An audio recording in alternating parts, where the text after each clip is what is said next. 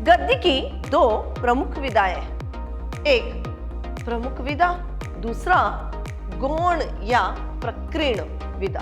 कहानी कहना और सुनना ये तो बहुत क्या है, जमाने से ही, जब से मनुष्य जन्म लिया उसी के साथ कहानी सुनना और बोलना शुरू हो गया था। जिस महान व्यक्ति के जीवन के बारे में लिखा जा रहा है उसके जीवन का जो है वो एक इतिहास होता है।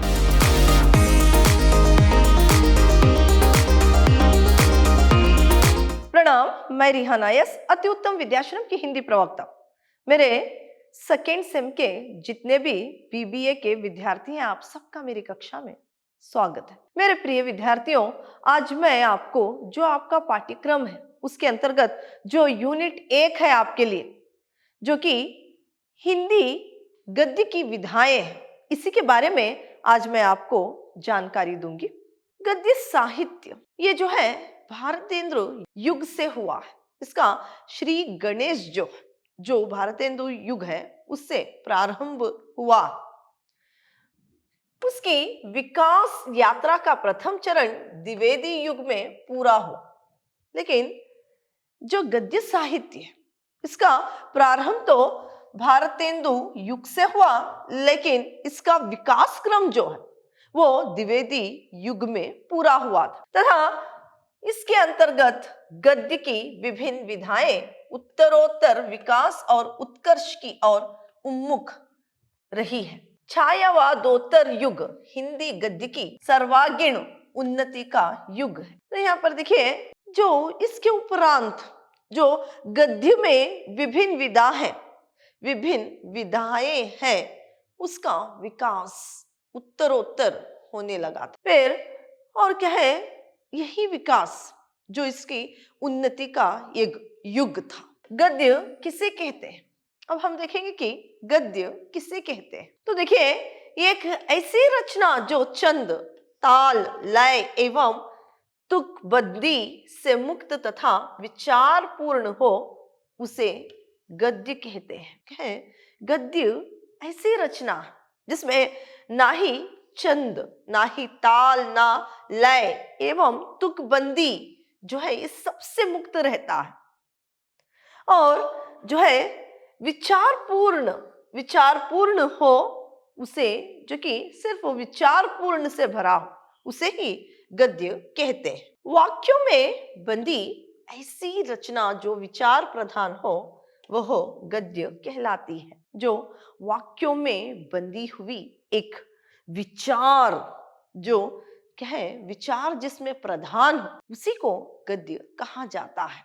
ये लय से, ताल से और तुकबंदी से सारे से मुक्त रहती है और क्या है, विचार इसमें प्रधान होता है, उसी को गद्य कहा जाता है। अब हम देखेंगे गद्य, हिंदी गद्य की विधाएं।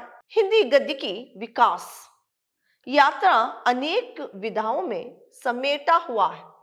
गद्य क्षेत्र में आज लेखन केवल कहानी, नाटक, उपन्यास, समालोचना और निबंध आदि प्रमुख विधाओं तक सीमित नहीं है। इसके साथ साथ जीवनी, रेखाचित्र, संस्मरण, आत्मकथा तथा रिपोर्टाज जैसे अन्य आदि विधाएं अस्तित्व में आई है। आज हिंदी का जो विकास है इसकी यात्रा अनेक विधाओं में हुई है, जैसे कि कहानी, उपन्यास, समालोचना, नाटक और जो है क्या है, निबंध आदि। ये जो गद्य की विधाएं हैं यहीं तक के सीमित नहीं है, जो है इसके अलावा आत्मकथा और रिपोर्टाज, रेखाचित्र, संस्मरण और जो है जैसे अन्य विधाएं भी अस्तित्व में आई हुई है। गद्य की दो प्रमुख विधाएं हैं। एक प्रमुख विधा, दूसरा गौण या प्रकीर्ण विधा। प्रकीर्ण या गौण विधा। जो प्रमुख विधाएं हैं उसमें प्रथम विधा अपेक्षाकृत अधिक व्यापक एवं शास्त्रीय। इसके अंतर्गत नाटक, एकांकी उपन्यास, कहानी, निबंध और आलोचना को रखा जाता है। तो यहाँ पर देखिए, प्रमुख विधा में उपन्यास, नाटक, निबंध, आलोचना और क्या है, उपन्यास, इसको रखा गया है। एकांकी, उपन्यास, कहानी, निबंध और नाटक और आलोचना को प्रथम विधा में रखा गया। तो गौण या प्रकीर्ण विधा में क्या है, इसके अंतर्गत जीवनी, आत्मकथा, यात्रा वृत्तांत, गद्य काव्य, संस्मरण, रेखाचित्र, रिपोर्टाज, डायरी, भेंट वार्ता, साक्षात्कार जिसे कहा जाता है, पत्र, साहित्य आदि का उल्लेख किया जा सकता है। यहाँ पर देखिए, जो प्रकीर्ण विधा है, इसका अर्थ है कि फैला हुआ, इसका अर्थ है पहला हुआ, विस्तृत। तो इसके अंतर्गत जो है जीवनी, आत्मकथा, यात्रा वृत्तांत, संस्मरण और जो है यहाँ पर गद्य काव्य, भेंट वार्ता यानी साक्षात्कार और जो है पत्र साहित्य आदि इसके अंतर्गत आते हैं। प्रमुख विधा के अंतर्गत उपन्यास, कहानी, नाटक, एकांकी और क्या है, आलोचना, ये सब आता है। तो गौण या प्रकीर्ण विधा में जो है यहाँ पर समालोचना, यात्रा वृत्तांत, आत्मकथा और जो है गद्य काव्य, संस्मरण, रेखाचित्र, रिपोर्टाज, भेंट वार्ता, साक्षात्कार, ये आदि जो है इसके अंतर्गत आता है। प्रमुख विधा में जो नाटक है उसे हम देखेंगे अभी। नाटक वस्तुतः रूपक का एक भेद, इसे दृश्य काव्य कहा जाता है। नाटक जो है वो एक दृश्य काव्य है, देखने वाला एक काव्य। तो नाटक गद्य का वह कथात्मक रूप है जिसे अभिनय, संगीत, नृत्य, संवाद आदि के माध्यम से रंगमंच पर प्रस्तुत किया जाता है। नाटक जो है वो एक दृश्य काव्य है और ये रंगमंच पर किया जाता है।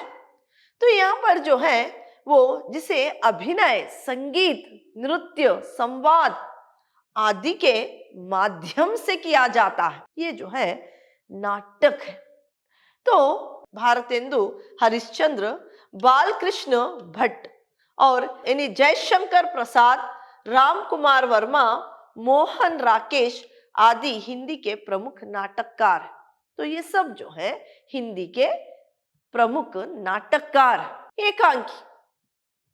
एकांकी का अर्थ है एक अंक वाले नाटक को एकांकी कहते हैं।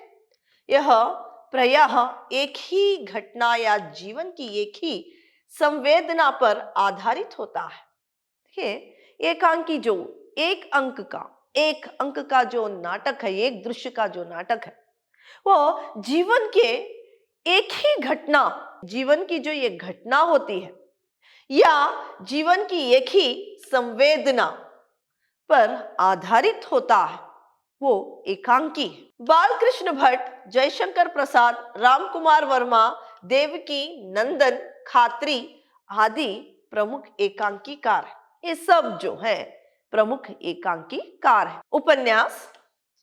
उपन्यास मनुष्य की वास्तविक जीवन की काल्पनिक कथा है। उपन्यास जो है मनुष्य के जीवन की एक काल्पनिक कथा यानी कहानी, मानव चरित्र पर प्रकाश डालना और उसके रहस्यों को खोलना ही उपन्यास का मूल तत्व है। मानव जीवन पर प्रकाश डालते हुए उसके जीवन के रहस्य को खोलना ही क्या है, उपन्यास।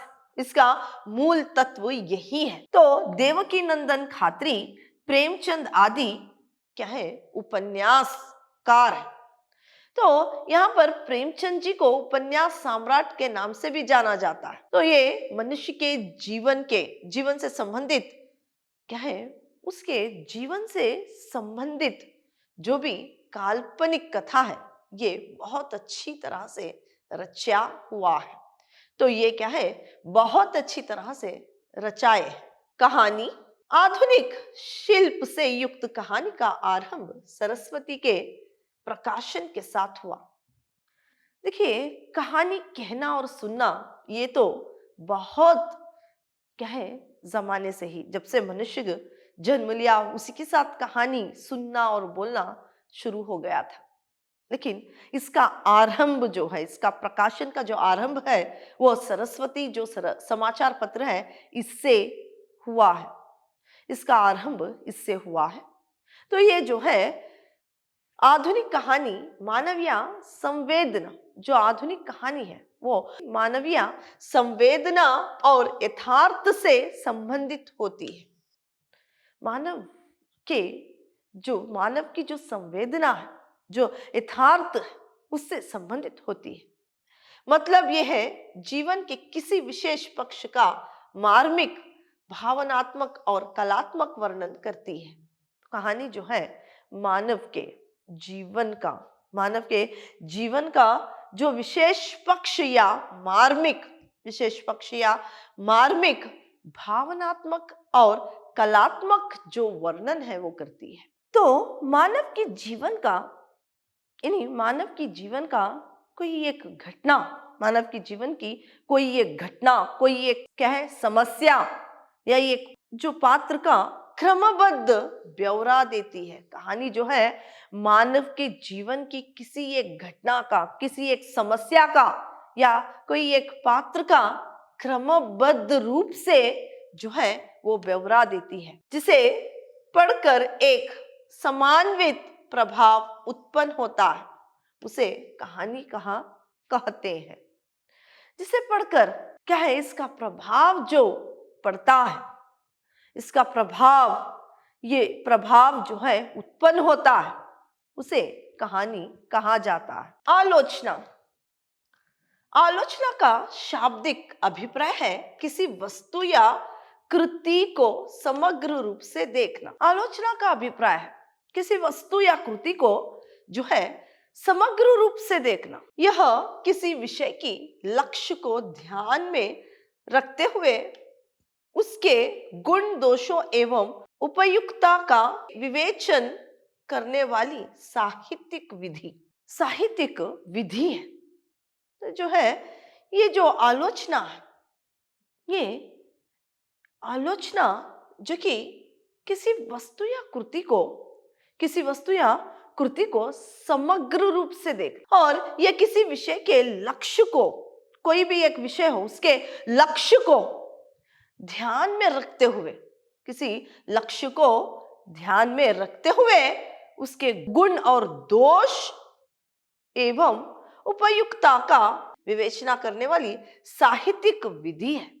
विवेचना करने वाली एक साहित्यिक विधि है आलोचना। ऐसे में आलोचना पाठक और रचनाकार के बीच का सेतु होता है। जो आलोचक है, जो पाठक है, इनके बीच का एक सेतु बन जाता है। जो आलोचक है और जो पाठक और रचनाकार है, इनके बीच का एक सेतु बन जाता है। निबंध किसी विषय की तार्किक और भौतिक विवेचना करने वाले लेख को निबंध कहते हैं। किसी विषय की तार्किक और जो है भौतिक विवेचना करने वाले लेख को निबंध कहते हैं। इसमें व्यापक विचारों को सरवाना बनाकर क्रमबद्धता में बांधा जाता है। इसमें जो है व्यापक विचार को सरवाना बनाकर जो है इसे क्या है क्रमबद्धता में बांधा जाता है, क्रमबद्ध रूप से बांधा जाता है। किसी एक विषय को लेकर उस विषय के बारे में लिखना, चाहे उसमें क्या है उसकी जो कोई अच्छे गुण हो या बुरे गुण हो, उससे दोष हो या उसमें कुछ ऐसे अच्छी बातें क्यों ना हो, ये सारा देखते हुए उसके बारे में एक विषय पर कहीं क्रमबद्ध रूप से विस्तार से लिखना ही क्या है, निबंध कहलाता है। जीवनी किसी महान व्यक्ति के जीवन का लिखित वृत्तांत को जीवनी कहते हैं। कोई भी व्यक्ति जो महान हो, उसके जीवन के बारे में लिखना ही जीवनी कहलाता है। तो यहाँ पर देखिए, यह व्यक्ति के जीवन का इतिहास होता है। ये उस व्यक्ति के, जिस महान व्यक्ति के जीवन के बारे में लिखा जा रहा है, उसके जीवन का जो है वो एक इतिहास होता है। ऐतिहासिक पुरुषों, धार्मिक नेताओं, साहित्यकारों आदि महान व्यक्तियों की जीवनी लिखी जाती है। जो भी क्या है महान व्यक्ति होते हैं या साहित्यकार होते हैं या कोई ऐसे नेता जो कि बहुत महान परोपकार करते हुए क्या है देश पर यानी मानवता के लिए अपने जीवन को क्या है वो निछावर करके चले जाते हैं। कुछ ऐसी देन इस संसार को देते हैं जो कि पूरे संसार उसके लिए आभारी है। ऐसे महान व्यक्तियों का जीवनी लिखना ही क्या है, इस महान व्यक्तियों के जीवन के बारे में लिखना ही, उनके इतिहास के बारे में लिखना ही जीवनी कहलाता है। आत्मकथा, जब लेखक अपने जीवन को स्वयं प्रस्तुत करता है तो उसे आत्मकथा कहते हैं। अगर कोई लेखक अपने जीवन के बारे में और अपने बारे में सारी बातें जो लिखता है, अपने जीवन के बारे में लिखता है, वही आत्मकथा है। यात्रा वृत्तांत, यात्रा वृत्तांत में रचनाकार किसी यात्रा के दौरान घटित घटनाओं का रोचक ढंग से वर्णन करता है। जब कोई भी एक यात्री जो है यात्रा करने के बाद उसमें उस यात्रा में हुए अनुभव को, उस यात्रा में हुए रोमांच को लिखना ही यात्रा वृत्तांत कहलाता है। संस्मरण, स्मृति के आधार पर किसी विषय पर अथवा किसी व्यक्ति पर लिखित आलेख संस्मरण कहलाता है। यानी स्मृति के आधार पर, यानी यादों के आधार पर किसी विषय पर अथवा किसी व्यक्ति पर लिखित आलेख को ही संस्मरण कहते हैं। रेखाचित्र, रेखाचित्र किसी व्यक्ति, वस्तु, घटना या भाव का कम से कम शब्दों में किया जाने वाला मर्मस्पर्शी, भावपूर्ण एवं अजीब अंकन है। रेखाचित्र जो है ये जो है किसी व्यक्ति या वस्तु या घटना या भाव का कम से कम शब्दों में जो है, बहुत ही कम शब्दों में जो है वो किए जाने वाला मर्मस्पर्शी, भावपूर्ण, भावों से पूर्ण एवं अजीब यानी सजीव अंकन है। रेखाचित्र जो है एक सजीव अंकन है। तो इसमें शब्द रूपी रेखाओं के द्वारा किसी व्यक्ति या घटना का सजीव चित्र खींचा जाता है। तो इसमें क्या है, शब्द रूपी रेखाओं, शब्द रूपी रेखाओं और रेखाओं के द्वारा किसी व्यक्ति या घटना का सजीव जो चित्रण जो है वो खींचा जाता है, यही रेखा चित्र है। रिपोर्टाज, सामयिक घटनाओं की कलात्मक प्रस्तुति रिपोर्टाज है। सामयिक जो भी घटनाओं की जो कलात्मक प्रस्तुति है वही रिपोर्टाज है।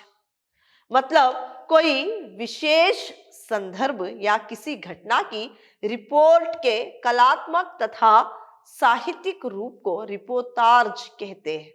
तो मतलब कोई एक संदर्भ क्यों ना हो, संदर्भ या कोई एक घटना की जो रिपोर्ट, जो घटना की रिपोर्ट को कलात्मक तथा साहित्यिक रूप देकर लिखना ही जो है रिपोर्टाज कहलाता है।